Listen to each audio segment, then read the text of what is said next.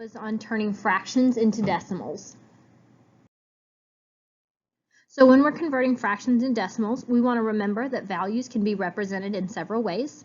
For example, a fraction can also be represented as a decimal or vice versa, meaning a decimal can be turned into a fraction. To convert a fraction to a decimal, we divide the numerator, that's the top number,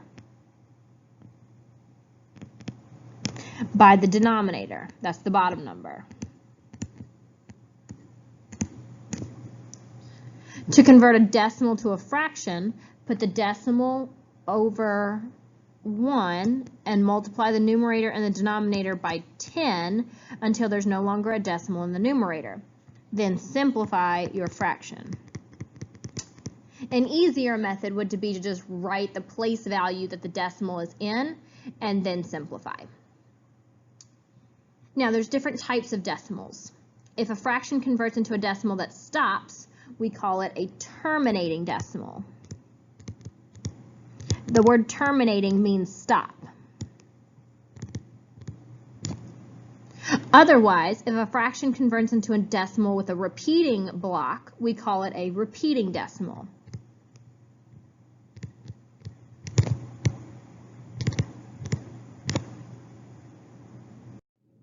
To turn all these fractions into decimals, we're going to set up an actual division problem. So when you're setting up the division problem, the denominator, the bottom number, goes outside the house. The numerator goes on the inside. Now, 8 cannot fit inside of 3, so this is where we add our decimal point, and we add a placeholder of a 0. 8 can go into 30 3 times. 8 times 3 gives us 24, meaning we have 6 left over. We add another 0 and bring it down. 8 can go into 60 7 times, which 8 times 7 gives us 56. Subtract with a leftover of 4. Add a 0, bring it down. 8 can go into 45 times. 8 times 5 is 40. Subtract and we get 0.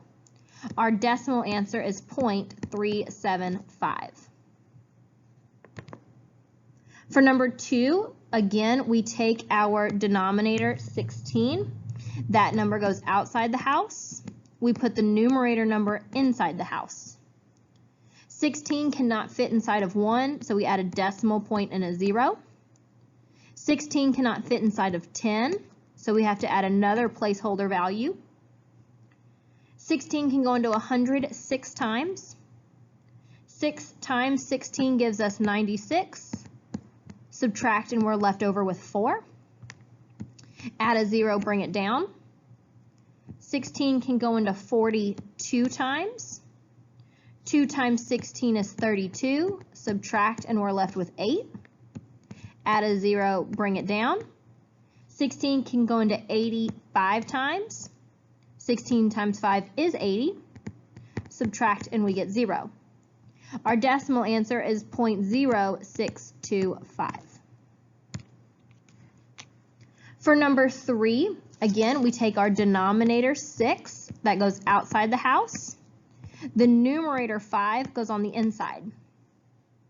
6 cannot fit inside of 5, so we add a decimal and a 0. 6 can go into 58 times. 6 times 8 is 48. Subtract and we get 2. Add a 0, bring it down. 6 can go into 20 3 times. 6 times 3 is 18. Subtract and we get 2. Add a 0, bring it down, and I get 20. 6 can go into 20 3 times. Again, I get 18. Subtract and I get 2. I can see that we have a pattern. And so this is going to be 0.83 repeating for my answer. For number 4, we take our denominator 9 and write it outside the house. The numerator 4 goes on the inside. I add a decimal point and a 0 because 9 cannot fit inside of 4. 9 can go into 40 4 times. 9 times 4 is 36. Subtract and I get 4. Add a 0, bring it down. 9 can go into 40 4 times. 9 times 4 is 36. Subtract and I get 4. Add a 0, bring it down. I can see that my pattern is repeating, and so I ended up with a decimal of 0.4 repeating.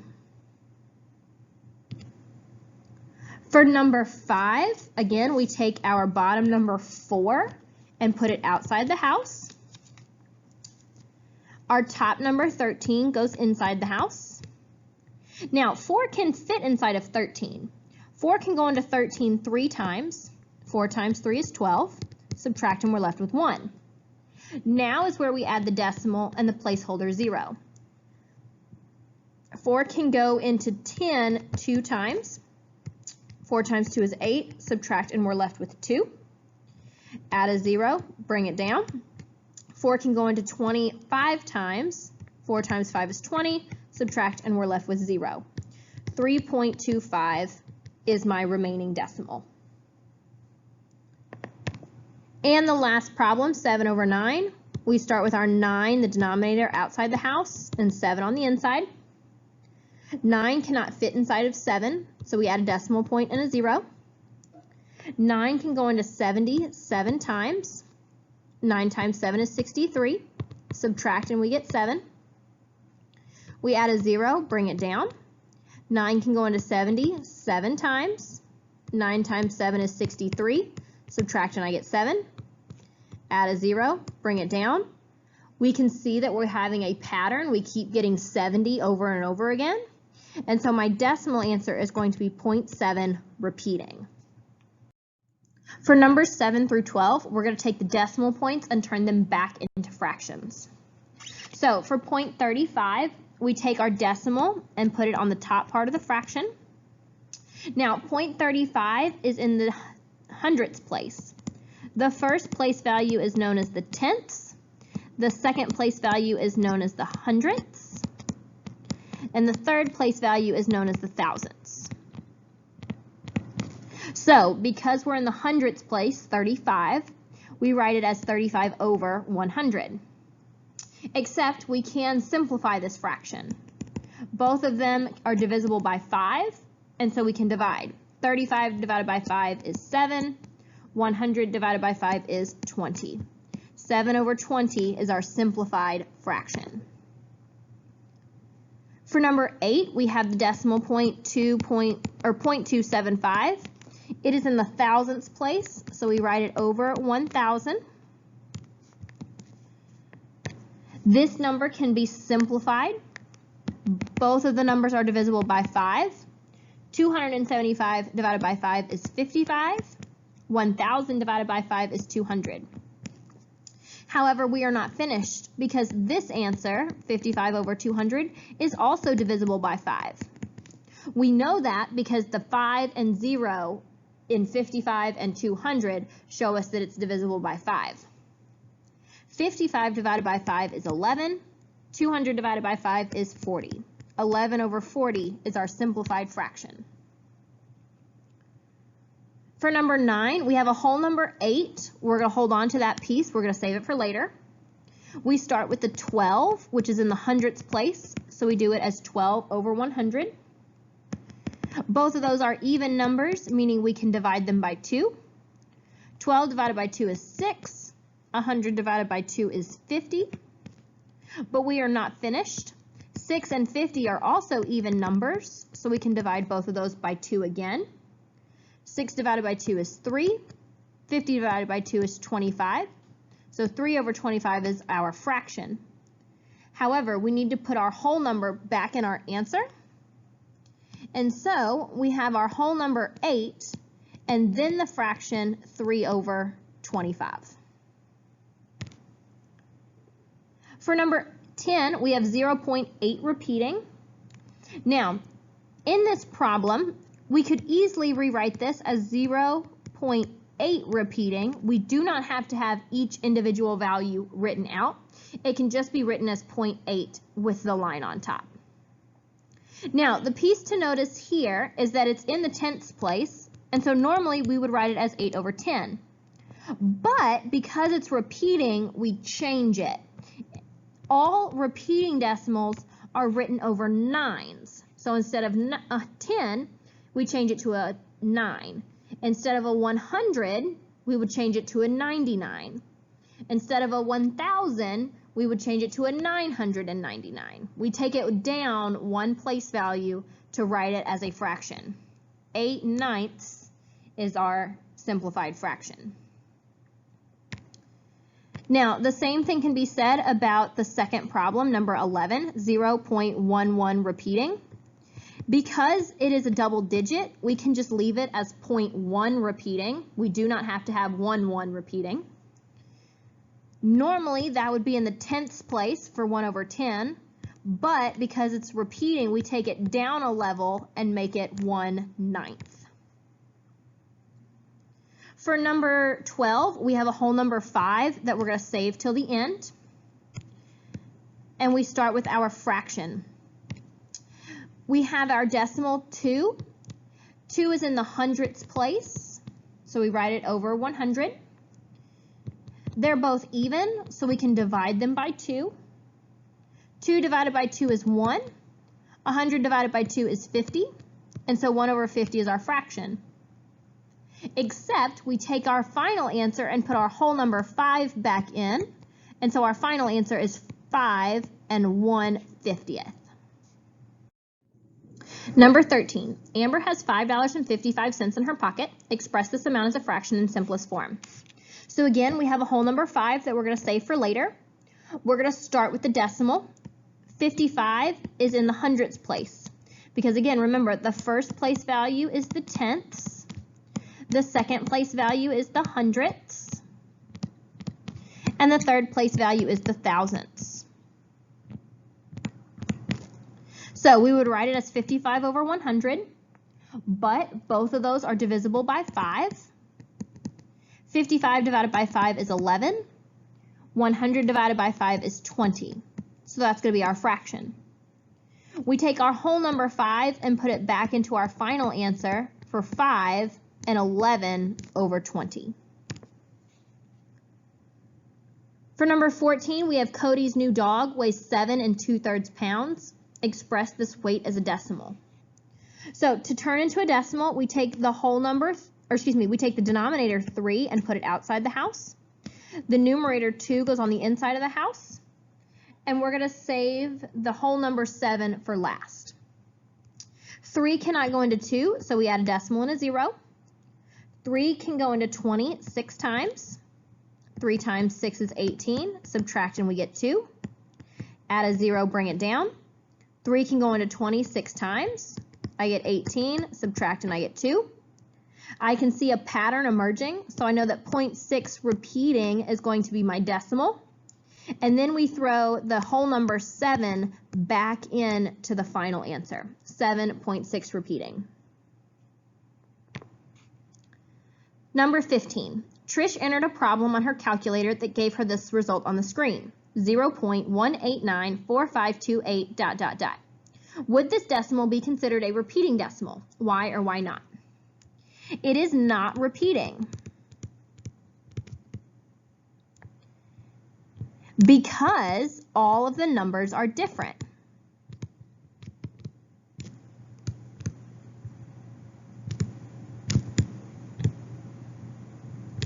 For it to be repeating, we would want it to repeat the same number over and over again. So 0.6666666 or 0.12121212. We want the same recurring pattern over and over again. Each of those numbers are different, and so it is not repeating. Now, I'm going to show you 4 more example problems, and these are the most challenging type of decimal to fraction problems because some of the number is not repeating, but some of the number is repeating. So it requires extra steps. Make sure you follow along and take really good notes, as this will come in handy later in the week. So for number 1, for our first problem, we have the decimal 0.83 with only the 3 repeating. The 8 is not repeating. Now, when we have a partially repeating number, we want to rewrite it. So when we rewrite the number, we want to move the decimal point into various locations. The first location that we want to move it to is to just right in front of the repeating number. So So we want it to go right before the 3, meaning we move it 1 time.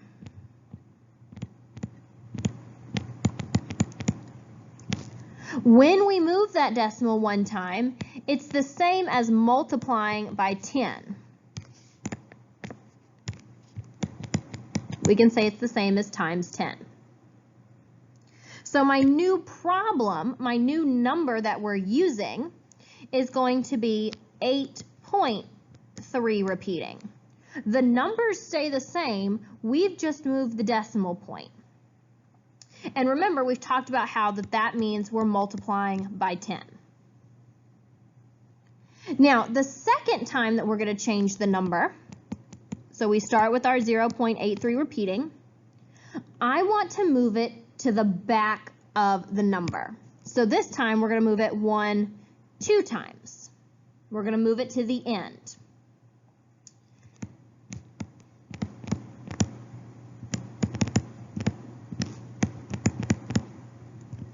If we're moving the decimal 2 times, we consider that as multiplying by 100. So my new number is now 83.3 repeating. Because remember, that 0.3, that repeating, stays the same. It's really 0.83333333. It's a whole bunch of 3s. So we still have the 3 repeating after the decimal. We've just moved part of it in front of the decimal. And again, we've said that means that we're multiplying by 100. Now, we're going to solve this problem by subtracting. If we subtract 8.3 repeating minus 83.3 repeating, we end up with 75. The 0.3 repeatings are eliminated, and 83 minus 8 is 75. If we subtract the 10 and the 100, we end up with 90. That is how we make our fraction, 75 over 90. We take our 2 answers and write them as a fraction. Now, we still have to simplify this fraction. Both of those numbers are divisible by 5 because they end in a 5 and a 0. 75 divided by 5 is 15. 90 divided by 5 is 18. We do have to simplify this fraction again. Both of those numbers are divisible by 3. 15 divided by 3 is 5. 18 divided by 3 is 6. 5 over 6 is our final simplified fraction. For problem number 2, we're going to use the decimal 0.416 with only the 6 repeating. So what we want to do first is we want to move the decimal so that way it's just in front of the repeating number, 1, 2. We want it to go just in front of the 6 because the 6 is what's repeating. We move the decimal 2 times. Just like with the other problem, moving the decimal 2 times means we're multiplying by 100. So our new problem is 41.6 repeating, and we've multiplied by 100. For the second time, we take our original problem and we move the decimal to the back. That's 1, 2, 3 times.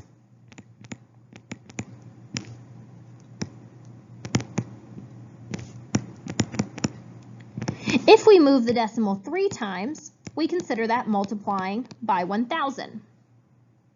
And so our new number is 416.6 repeating. Remember that 6 continues on. That's what the line on top means. And we know that that is multiplying by 1,000. Just like before, we can solve this problem by subtracting. 416.6 repeating minus 41.6 repeating is going to give us 375. And you solve that just like a regular subtraction problem. If I was to do that up here, 416 minus 41, 6 minus 1 is 5. I'd have to borrow to make that an 11 and that a 3. 11 minus 4 is going to give me 7 with 3 left over, 375. On the other side, 1,000 minus 100 is going to give me 900. Those are the numbers that we use to make our fraction, 375 over 900. However, this number is not simplified. We can divide both of those numbers by 5 because they end in a 5 and a 0. 375 divided by 5 is 75. 900 divided by 5 is 180. And you can set up a regular division problem to solve this. Now, we can simplify this again by dividing by 5 because both of them end in a 5 and a 0. 75 divided by 5 is 15. 180 divided by 5 is 36. We can simplify this one step further and divide both of those by 3. 15 divided by 3 is 5. 36 divided by 3 is 12. 5 over 12 is our final simplified fraction. For number 3, we have 0.72 repeating. We start by rewriting our problem. We want to move the decimal until it's right in front of the repeating number. So that's only one time.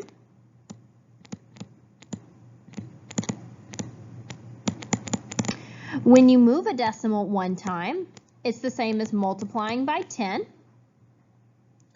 And so our new answer is 7.2 repeating, and we know that we're multiplying by 10. For the second change, we take our original problem, 0.72 repeating, and we move the decimal to the back. That's 2 times.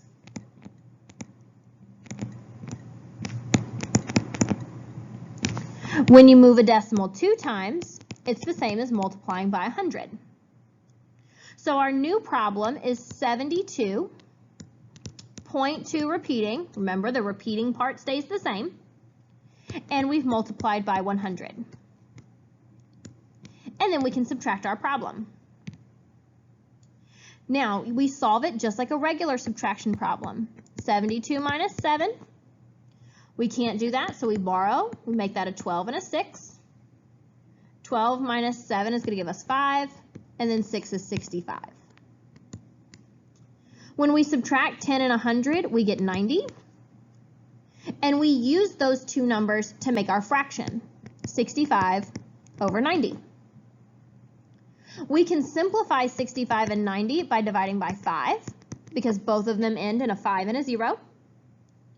65 divided by 5 is 13. 90 divided by 5 is 18. 13 over 18 is our final simplified fraction. For our last problem, we're going to do 0.916 repeating with just the 6 repeating. We start by rewriting our original number. We want to move the decimal right in front of the repeating number, 6. So we leave it 2 spaces.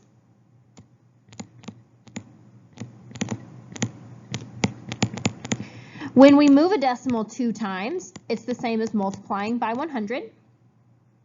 And so our new problem is 91.6 repeating, and that's represented by the times 100.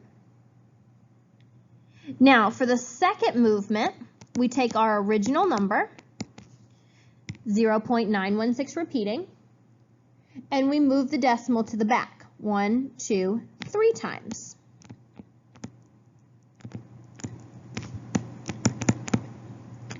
When you move a decimal 3 times, it's the same as multiplying by 1,000. And so our new number is 916.6 repeating. Remember, the repeating part doesn't actually change.